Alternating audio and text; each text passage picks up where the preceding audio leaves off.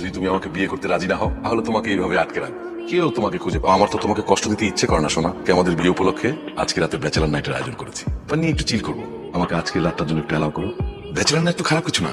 আচ্ছা যদি কিছু মনে না করো, তোমাকে একটা কিস করি কপালে। এরপর একটু জন্য বেঁচে গেছি আমরা, টাকাও যেত, জীবনও যেত। আর এর মধ্যে যতক্ষণ ছিলাম আচ্ছা শোল্ডার উঠে গেছিল ভাই, ইউনো। আমার মন খারাপ লাগতেছে, মন খারাপ লাগতেছিল, দেখুন ভালো লাগতেছে। কোনো মন খারাপ লাগতেছে ওই মেয়েটার জন্য।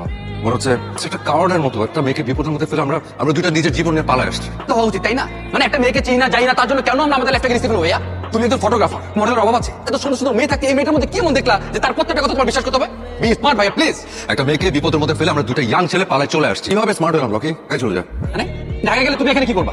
বাঁচানোর চেষ্টা করবো, দেখি কি করা যায়। তুমি কি পাগল? নিজে চোখে দেখলা যে বাড়ির প্রত্যেকটা মানুষের কাছে আর্মস। এখন ওই বাড়ির মধ্যে তুমি যদি ঢুকো আর যদি কোনো ঝামেলা পারো তোমাকে কে বাঁচাবে শুনি? তুই ছাড়াও আমরা অনেক ভাই ব্রাদার আছে, কলেজের ভাই ব্রাদার।